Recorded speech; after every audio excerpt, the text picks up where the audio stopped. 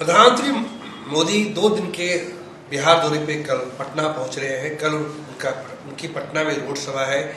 कई कार्यक्रम का वो उद्घाटन करेंगे, शिलान्यास करेंगे। लेकिन उससे ही बड़ी बात यह है कि परसों उनकी विक्रमगंज में सभा होनी है। विक्रमगंज शाहबाद का वो इलाका है जहां पिछले 2 चुनावों से महागठबंधन ने काफी मजबूत पकड़ बनाई है। औरंगाबाद की 6, बक्सर की 4, सासाराम की 4, इन सभी सीटों पे महागठबंधन ने एक तरफा जीत 2020 में दर्ज की थी। और इस वक्त हमारे साथ बिहार कांग्रेस के प्रदेश अध्यक्ष राजेश राम हैं। कुटुंबा से 2 बार चुनाव जीत चुके हैं। सासाराम या विक्रमगंज भाजपा के नेता क्यों पहुंच रहे हैं, सीधे उनसे बात करते हैं। बड़ा अभेद किला हो चुका है पिछले 2 चुनाव में, 2024 का लोकसभा चुनाव, 2020 का विधानसभा चुनाव। प्रधानमंत्री मोदी आ रहे हैं। कोशिश होगी कि जो बड़ी मजबूत जो दीवार बनाई है, उस मजबूत दीवार में कहीं से कहीं सुराख करना है, उसमें दरार पैदा करनी है। सबसे पहले आपको स्वागत, अभिनंदन कि आप सदाकत से प्यार करके हमसे वार्ता कर रहे हैं। देखिए, महागठबंधन 2015 में बनी और 2015 के गठबंधन में एक बहुत तरह की भावनाएं थी। और उस समय 2015 में, जब 2014 में मोदी जी की सरकार बनी थी केंद्र में, तो एक फैक्टर लोग कहते थे कि मोदी फैक्टर काम कर रहा है, मोदी लहर। हाँ, मोदी लहर। तो मोदी जी का लहर 2014 में लोकसभा के में देखी और 2015 में जब चुनाव हुआ तो पूरे देश का चुनावी केंद्र बिंदु बिहार था। और वो बिहार में जो लहर था, वो लहर 2015 में गठबंधन ने रोकने का काम किया और यहीं से उनका शुरुआत हुई। अब आते हैं 2020 में। 2020 में यदि आकलन करेंगे तो भाजपा का सबसे अल्पमत सीट आया था और उस अल्पमत सीट के माध्यम से पलटी पलटी कल्टी, ये ताला के चाबी उनमें, उन ताला के चाबी उसमें डाल करके उन्होंने 2020 के सरकार, जो हम लोग का एक तरह से मैंडेट मिला था, इंडिया गठबंधन को मैंडेट मिला था, उस मैंडेट को वो हमेशा डिरेल किया।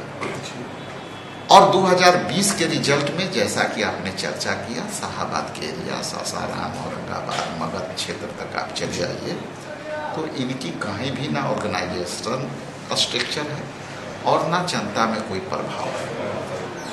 इसलिए कोई भी व्यक्ति जब काम करता है तो वही देखता है जहां वो कमजोर होता है। इसका मतलब है कि वहां पीएम प्रधानमंत्री को जाना ये दर्शाता है कि वहाँ वो कमजोर है। ये साफ स्पष्ट है कि यदि उस इलाके में जा रहे हैं, विक्रम इलाके में, तो उनके पार्टी के लोग को ये एहसास है कि वहाँ इंडिया गठबंधन के लोग काफी ताकतवर है, इसलिए वहाँ पे जाना जो है वो उचित समझते हैं। ऑपरेशन सिंदूर एक निश्चित रूप से सेना का कठोर कदम था पाकिस्तान के खिलाफ, जो आतंकी थे। लेकिन प्रधानमंत्री की जो रवैया हो रही है उसमें इसकी बात का जिक्र हो रहा है, जो सेना ने जो सफलता हासिल की है।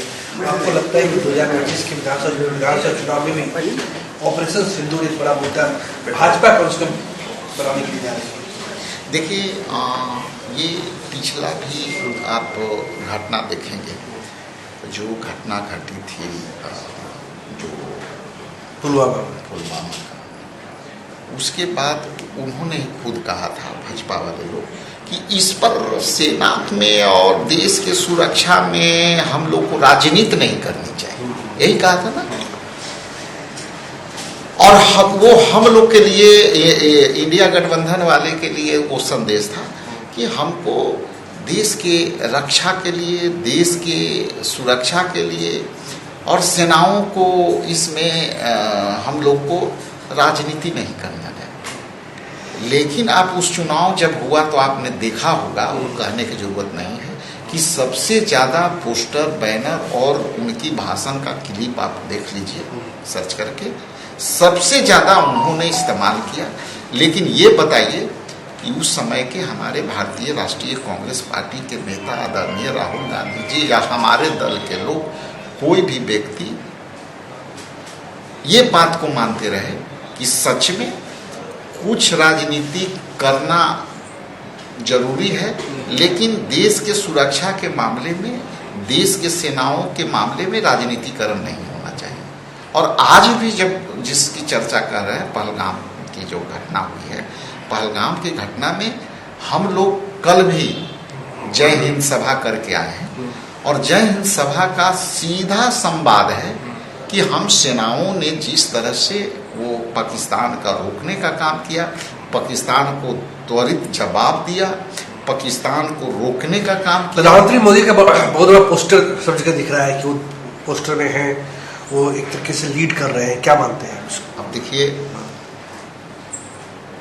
हम लोग तो इस उम्मीद करते थे कि 56 इंच का सीना है, उसमें भी हम लोग को बड़ा अपेक्षा था। अभी कई भी देखे होंगे कि ऊपर वाले ने हमको भेजा, अभी रगों में खून दौड़ रहा है, खून नहीं दौड़ रहा है, सिंदूर दौड़ रहा है। जी जी। तो ये सब जो बातें हैं, हम कहें तो ज़्यादा हो जाता है, और वो जितना भी कहें तो वो कम रहता है जी। लेकिन देखिए, जैसा कि उन्होंने कहा था, आप याद कीजिए कि जब हमारी जब सरकार थी, हमने 4 जंगें लड़ी, और राहुल गांधी जी ने चाइना को लेकर के क्या कहे थे कि गलवान घाटी में फिंगर, जितने भी हमारे पेट्रोलिंग फिंगर है, उस पर चाइना ने अपना जगह बना दिया है। वो भविष्यवाणी भी हुई, खैर ठीक है। तो जब जब वाइटल मुद्दे आते हैं, पीएम साहब क्यों चुप हो जाते हैं, हम लोग को भी पता नहीं। आप विदेश मंत्री के बयान को देखिए, आप ही डिफाइन करिए कि एक विदेश मंत्री डंके के चोट पर कहता है कि साहब हमने तो पाकिस्तान को हमला करने के पहले बता दिया था,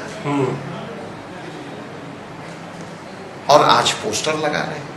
पोस्टर तो ये लगाना चाहिए ना कि हमने पाकिस्तान पर हमला करने के पहले हमने जो है उनको जो है बता दिया था। आप लगा दो बैनर, पोस्टर।